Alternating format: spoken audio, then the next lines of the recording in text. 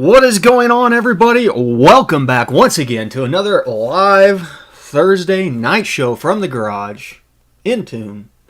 The #1 live tuning show in the known universe. It has been a heck of a week. I don't even know where to begin. Obviously, we did not get to the dyno. There were some issues with the dyno itself that they did not get sorted out until about Tuesday. And then they still had a card that they had to get tuned to get out. So, not a big ordeal because I've been completely hammered under by doing this power glide swap. So I get the power glide dropped out. And then as I'm looking at it, I decide to peel the carpet back and take a look. And they, man, just hacked the floor up, all kinds of fun stuff. So I literally, after a patch plate and welding up over 30 holes in the floor and trans tunnel, I finally got the power glide put in today, but I still have to run some lines, some other stuff. I've got to weld the brackets in for, and this is all in the Nova, mind you. I've got to run some weld some brackets in for the bucket seats. All kinds of fun stuff. But on a good note, the short block is ordered for the Nova. Now it's going to be a while before it gets in, probably about 2 months, because it's got to be built. But we do have a short block coming for a Nova. And that's all I'm going to say. It's big, though. Pretty darn big. So we got a lot of regulars in here. What is going on, everybody? It's good to see all the familiar faces. And, as you well know, we are headed to the track tomorrow. Justin is bringing the bike out. I am taking the truck for the first passes since Explosion. Yeah, the Nova's going to be crazy. Crazy. We're going to be tickling 800 naturally aspirated. So, I'll tell you that much. And we'll probably put at least a 300 shot on top of it to have some fun. Don't forget to... shifting. You don't need to shift. We'll just carry first the whole way till it blows up. No test pass. Socrates, it is a big block. It is a big block. The only clue I'll give you, it is a standard height deck.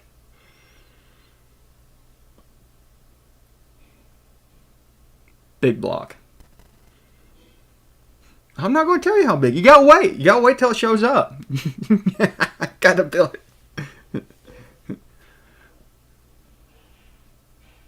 Oh no, it's bigger than 500. It's bigger than 500. 2005 GTO NAPE is combination of the EQ ratio, enable TPS versus RPM. Correct? So if tuning PE at 4,000, what should the throttle percentage be set at before 4,000 and after? Well, I mean, if you're wanting to turn it on directly at PE, you can set the delay, RPM delay, up to 4,000. It's not 632. That'd be a tall deck block. Michael was wanting to know why EGTs are normally used on diesels. Why are you monitoring it on the Super Auto? EGTs are a good way of monitoring combustion.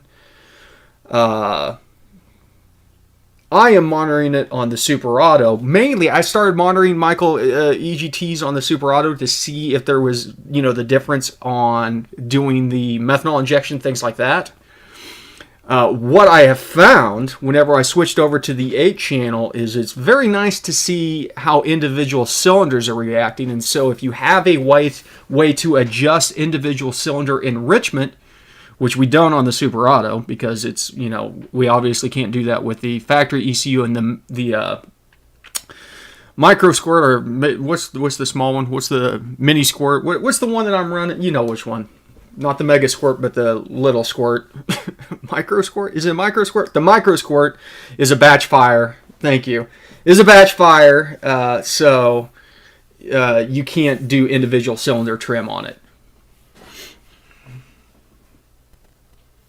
Justin says he's making one motor pass, and if it goes good, I'm putting the 100 shot to it. That's what I like to hear.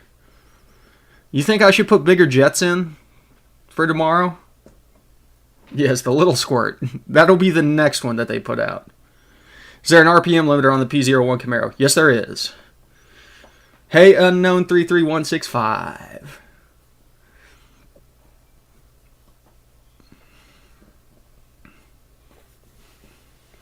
I think mainly they run EGTs on diesels to make sure they're not melting things down. Yeah, that's kind of what I was thinking.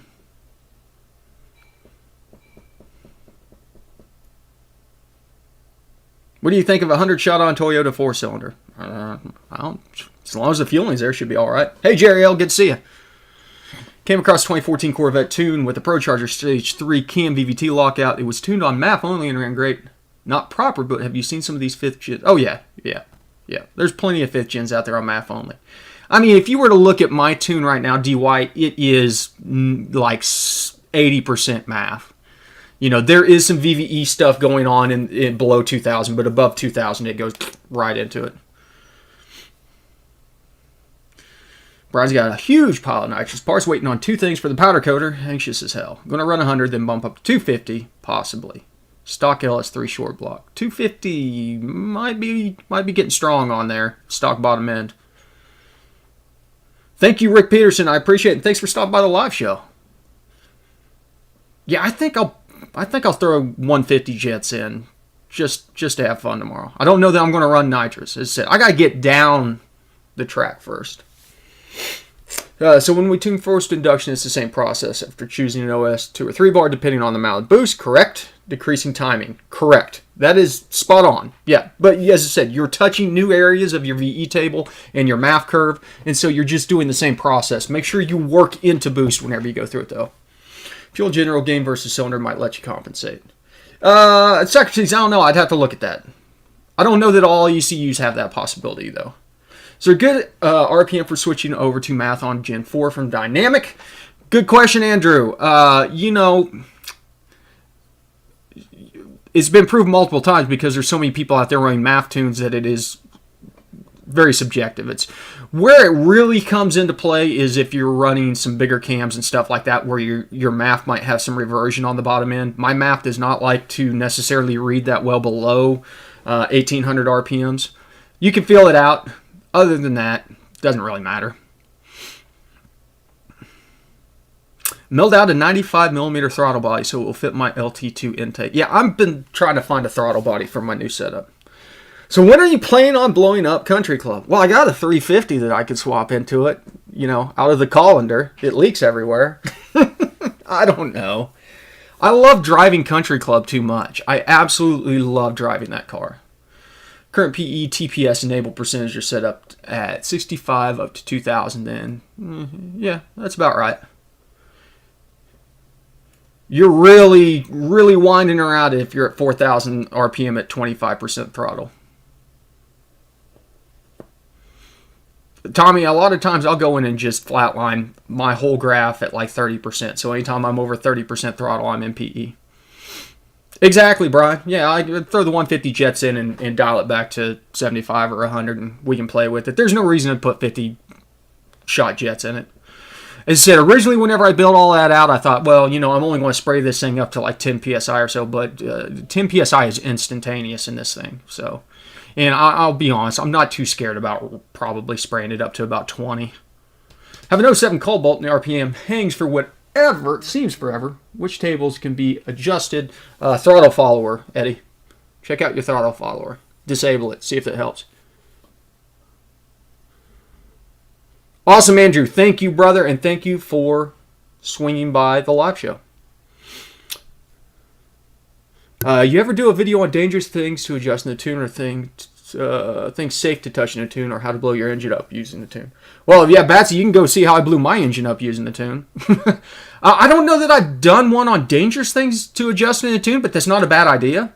I have some videos out there that talk about specific tunes that other people have sent me that are very dangerous, and I touch on what's bad in them. Yeah, exactly. That car sweats freedom. Yeah, tell my garage floor that. Craig, still no clue. Good question. Craig here is dealing with an E40 with a 2-bar OS. Does the E40 2-bar OS have a secondary map parameter in the scanner whenever you upgrade the OS? D-White, there's nothing wrong with that, man. Andrew, if you're on a naturally aspirated vehicle, PE flat at 50 is perfectly fine. LS6 or a fast 90 millimeter? What size is the LS6? Isn't it a 90 millimeter? 88 or something like that? It's got to be close. Those are for factory superchargers and turbochargers. You ignore those whenever you add boost to a normally aspirated platform. Running a 4.8 LS with a built 4L60E, BTR stage 3 cam, 3500 TCI stall, LS1 intake, 178 headers with 3-inch all the way, just solid AFR. Awesome. What sequence should I follow? Map, timing.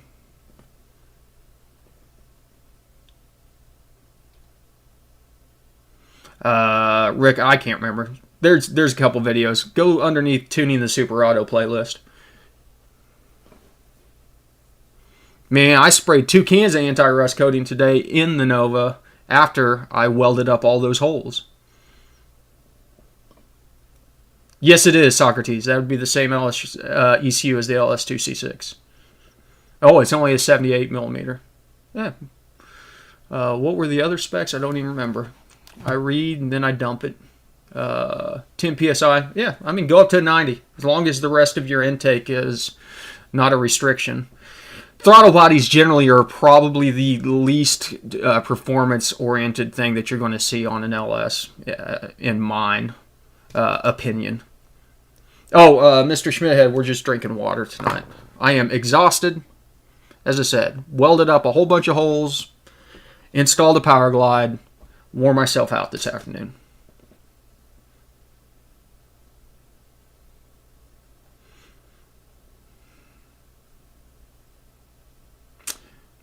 Welcome back, Tug Hill.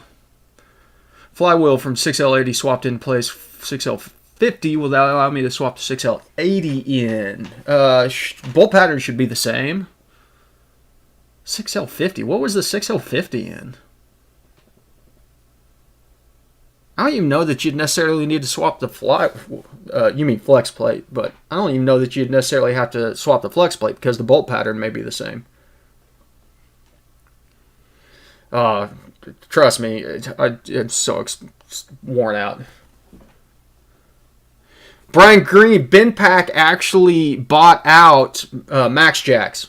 So I had ordered a Max Jacks, and then like a month after I ordered it, they went bankrupt. BenPack bought out Max Jacks, so their home, like their low ceiling 2-post lift, or the old Max Jacks units, they changed a couple things on it. But BenPack, you can't go wrong with. Correct, Catan. From what I understand, the throttle body will only show real gains if there's a restriction on positive displacement. Well, you know, it can still be a restriction on naturally aspirated, and what you would see is under wide open throttle if you're not achieving atmospheric. But that could also be your air filter, or your intake, or your throttle body. Kevin, as far as I know.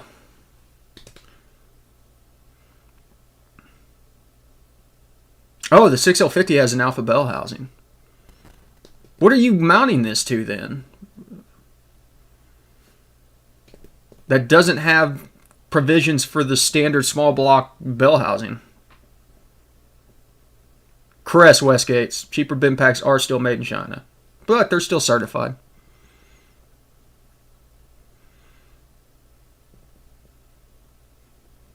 In fact, Justin and I were literally talking about that. I wish I would have had that today, because that power glide swap would have taken me all of 10 minutes to get stabbed up in there if I'd had that thing up on lift.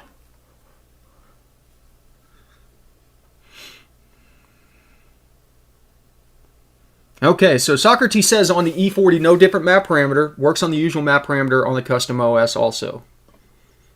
What up, Josh Robney? It's been a while, brother. Good to see you again.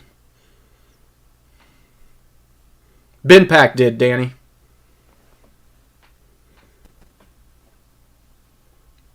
Luckily, I'd bought mine on my American Express, so I was able to get them to refund my money, because I literally got a letter in the mail from their lawyer right afterwards saying that they were going to court to try and settle out collections and all kinds of crazy stuff.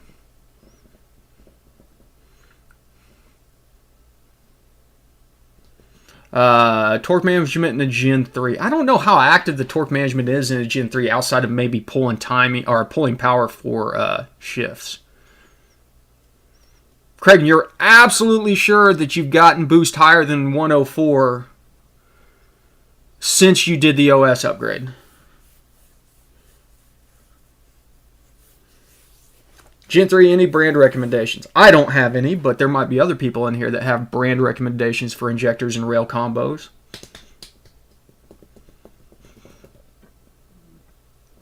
I wouldn't necessarily shop for injectors with rails. Shop for them separately. I know, but have you pushed it? Have you pushed the engine high enough to exceed 104 since you've done the OS patch?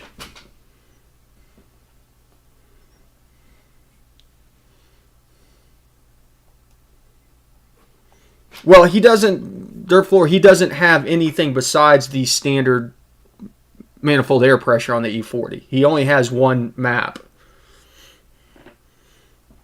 Have you logged every single manifold air pressure parameter that you can under the scanner to see if they all read the same? Do you typically see boost leaks on two-piece intakes? Andy, you're going to have to... Oh, you're talking about intake manifolds. Not if they're put together properly.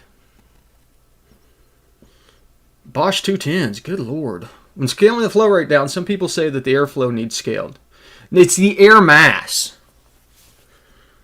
So, Josh, whenever you do injector scaling that way, if you're doubling stoic, or however if you're calculating the stoic out to do it, watch your air mass calculations because they're going to shift because of that. And so you're going to be in different areas of the any table that uses air mass, such as Spark.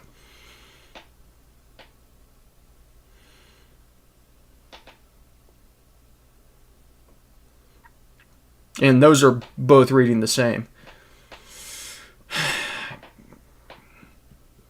Craig, I still think for some reason you got a scanner issue, even though I know that you've already re-polled for new parameters.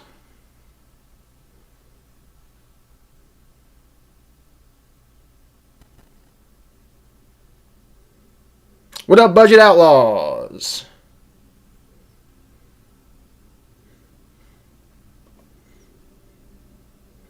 Thank you, Casey. Good to see you, brother. It's been a while.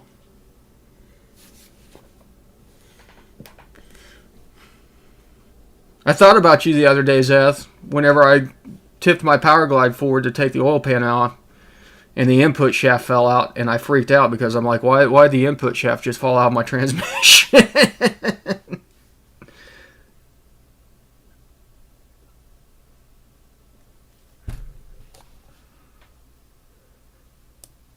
Like, great. Just paid for this expensive transmission. It's falling apart, and I haven't even installed it yet. Normally, I get parts in before they break.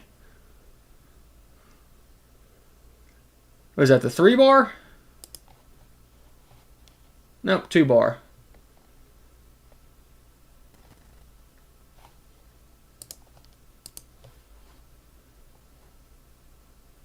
As soon as it snows, yeah, it's going to it's going into storage very soon.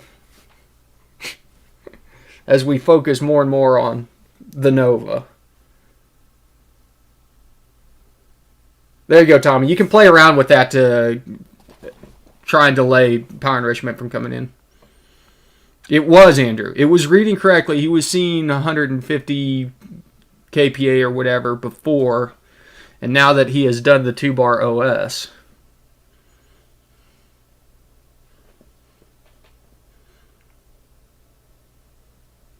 You caught the truck on fire because the injector stuck open and fuel came out the turbo. Oh, brother. Did it survive? The 210s get better reviews than my old injectors. Well, that's a start. Oh, man. Oh, Buzzy, I'm so excited.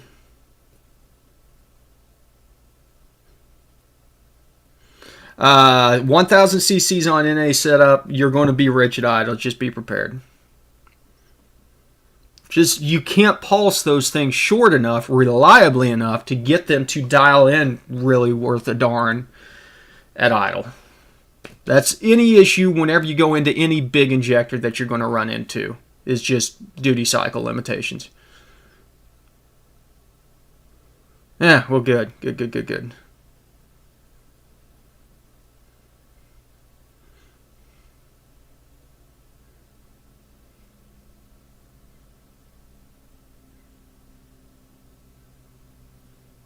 LFX can hold up to 900 brake horsepower. Interesting. I'm guessing by hold up to, that means that's probably when it's going to let go. Durafloor, it's a 1200 horsepower unit. 850s, not as bad. 850s, you can generally get those to fall in line by adjusting some, playing with the minimum pulse width and stuff like that.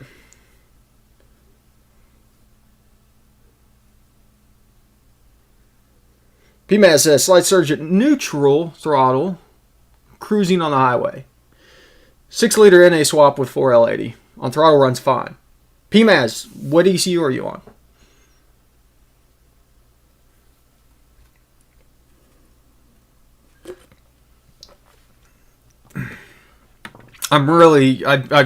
This week I was digging into software for the different standalones, and I will admit, I'm really kind of hot and heavy to put a Haltech on this thing, but they're so expensive.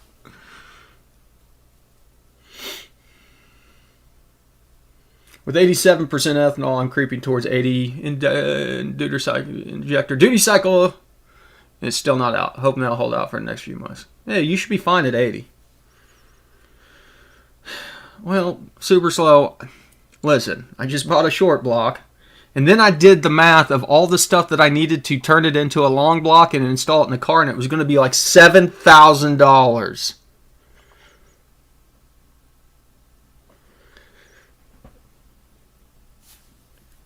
So to have to spend over $2,000 for an ECU is a hard swallow. Catan, I really like the Max stuff because that's what Justin runs on his bike, and it's very well priced for the options that you get. And I like Holly. Yeah, exactly. Yeah, that's basically right. Super slow.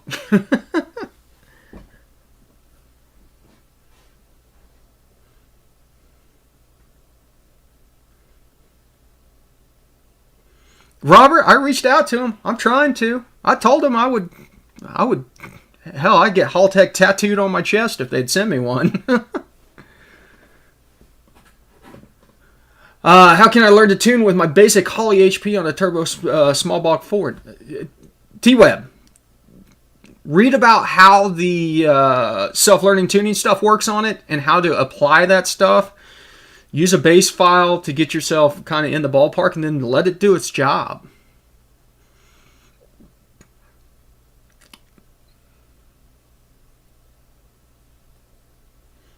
Andy, 78mm manifold, might switch 90mm running 10 pounds of boost with bigger intake, made less boost, but more efficient power. That is the goal. That is what we hope to accomplish. So, most likely... but you've got to remember that that's only a part of the problem, because then you're going into heads, cam, valves, exhaust. Every single part of that is what all adds up to how much boost you see. Yeah, I'm very impressed by the Max ECUs. Danny Davis, I'm a fan of Tuner Studio also.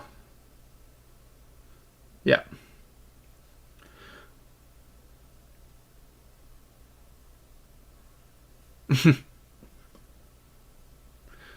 Tuning Coyote Spark, there's like 26 tables. How the hell to tune them? You got to figure out there's a way that you can log which tables that you're in at different times, and you have to set up a bunch of histograms to be able to break them out. Correct, Michael. Boost is a measurement of restriction.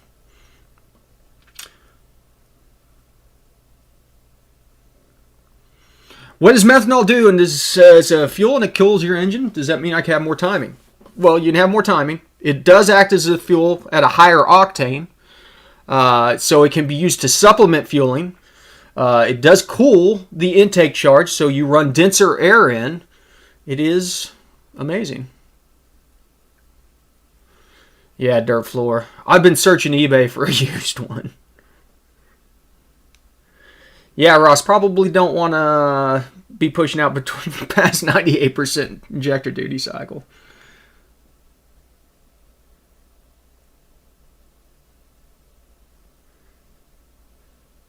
Do I need dynamic airflow turned on or off for speed density tuning?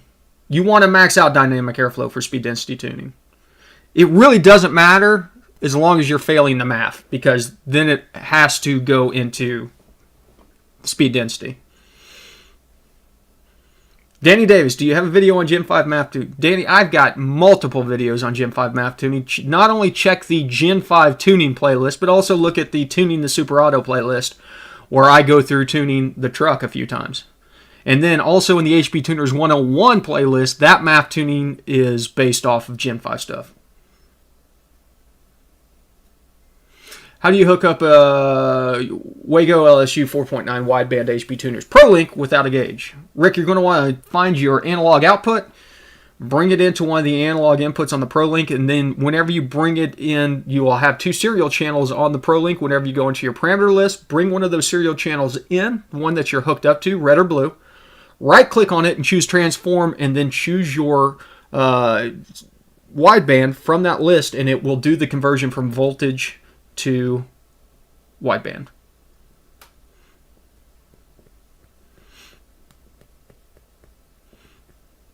Methanol is a maintenance nightmare. Get an oil sponsor. Well, figuring that I put less than 1,000 miles per year on my vehicles is not a big ordeal.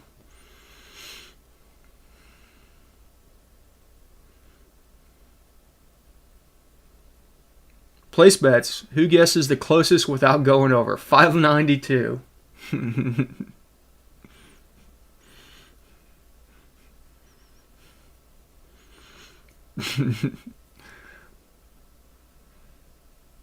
Correct. Socrates brings up a good point. You only have to do the tables that you are touching. You don't have to do all 26 because it's not using all 26. I know, man. Well, Zeph, I saw one on eBay the other day. It's like the 2500, and it was like $1,800. And I was like, oh, that's not bad. Then you go and look at the harness, $400 for the harness. So it was actually more expensive than a brand new setup.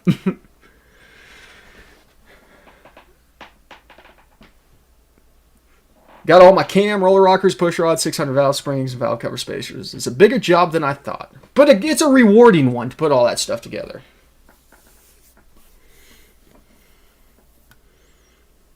Patrick, you know, I've had to do that maybe twice on the truck for some reason. Do the steering angle relearn. I don't know what causes it. It's just something, sometimes the communication gets buggy. Gen 5 LT1 with long tubes. What do I have to play with to make the O2s happy? Okay, Tony, do you have a wideband? Because you're going to have a wideband. If not, you can kind of guesstimate it. But what happens whenever you go to long tubes, you're changing the immersion point of the sensor, and so the switching voltage is going to change. Generally, what I see is with long tubes that the switching voltage on a factory setup is around 45 millivolts, 0.45 volts. And that's where whenever it is switching above and below 4.5, it is considered to be around stoic, and that's what it is hunting for. It's never going to hit 0.45 exactly, but it's trying to get a fuel trim that causes it to just kind of flutter right around 0.45. Whenever you run long tubes, it's going to move that out to about 0.7 to 0.8 volts.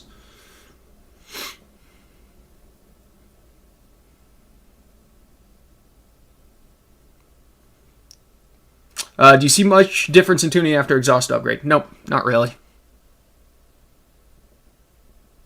Oh man, Patrick, yeah, I'm sure.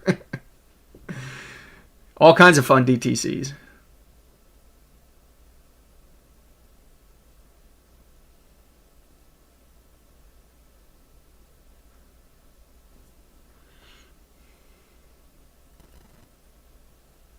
Yes, 0.45 volts, 450 millivolts, the same thing. Why does it change with headers? Because it is further back in the tube. That's it. Yeah, literally just because you have moved it further back for some reason. And if you have a wideband, what you can do is go in there and look at your wideband at idle and watch that voltage. You can log the voltage for your narrow bands and see what the, turn off closed loop where your wideband is reading stoic. Kind of see where your narrowband voltages are fluttering around, and that's what you need to. That's what you need to shoot for.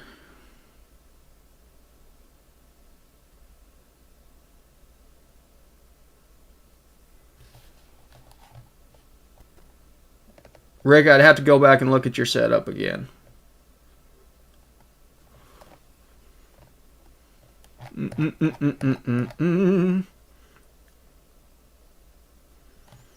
There you go. Mario says, if you got a Coyote, watch his videos. It'll get you on the right course. Then supplement the information with the forums and stuff like that.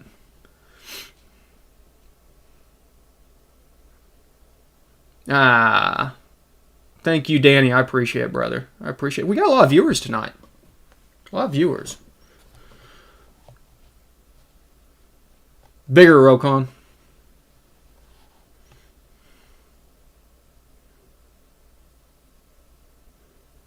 Yeah, I mean it's worth adjusting if you're seeing it. What you'll see is that your fuel trims, whenever you turn them back on with long tubes, will often pull fueling.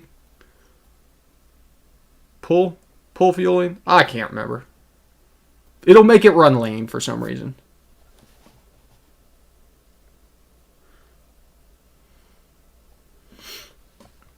I don't know that, Michael, on all the ECUs that you can adjust the delay. Some of them you can adjust delay. Generally, I just change the switching voltage, though.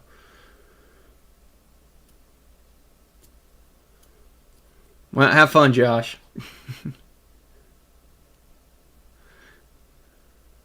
Rear O2 sensors are just for catalytic efficiency. If you don't have cats,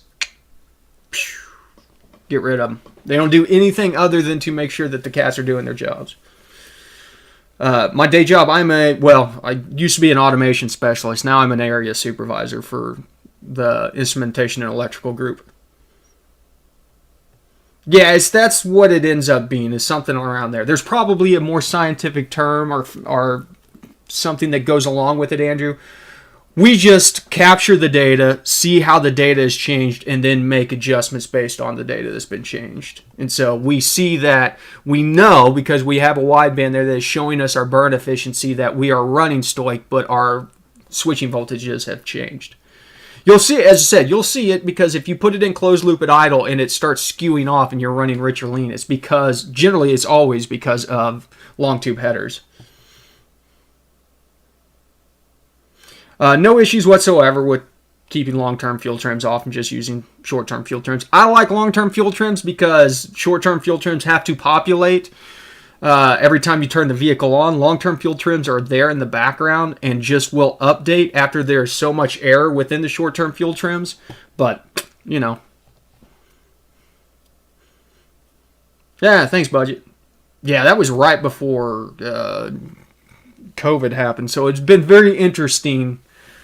But I've got a great group of guys that I supervise that are very sharp and get things done. So they make my job easy. No, because there's no reason necessarily to see the long-term fuel trim tables. Because you wouldn't edit them. They're populated. So we log them in the scanner. You plot them out versus your VE table. That's generally what I do. You can plot them out versus the MAF. It doesn't matter, to give an idea of where they're making corrections on your tune. So. Oh yeah, Richard, don't ever load a tune off the repository. Ever. Ever, ever. Ever, ever, ever, ever.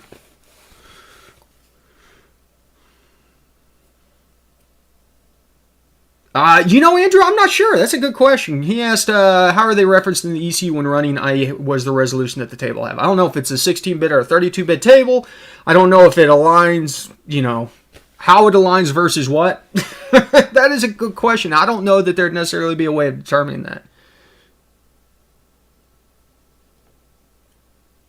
Have you had HP tuners take credits and nothing, then you have to buy more? No. You should email them about that. Not that I know of, Luke, but that doesn't mean that couldn't be true.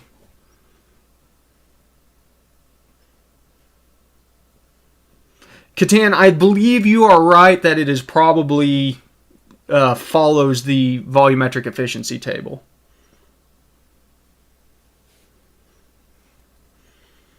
Oh, Budget Outlaws, I have so many vehicles licensed that I've never plugged into, never even seen. You don't even know.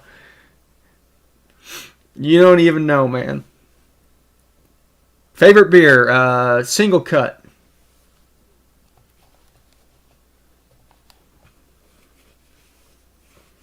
Right, exactly. Single cut, 18 watt. Favorite beer.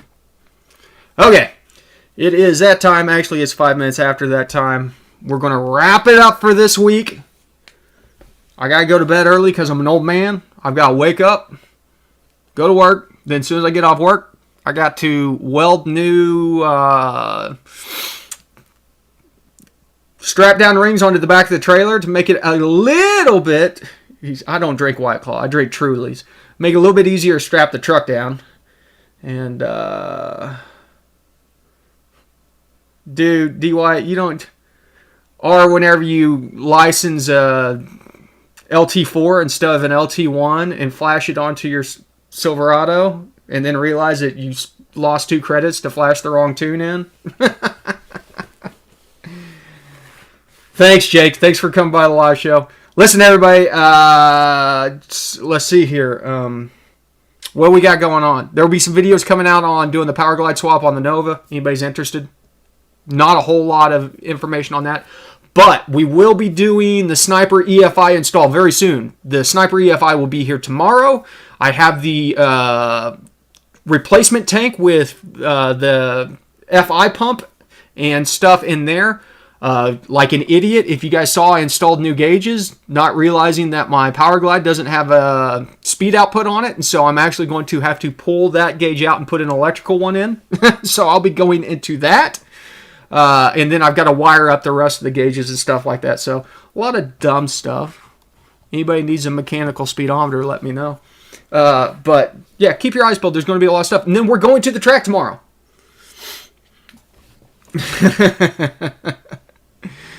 No, you know, that LT4 has not been too bad. I'm anxious to look at the next log because I think literally what we were talking about, the O2s were fighting us.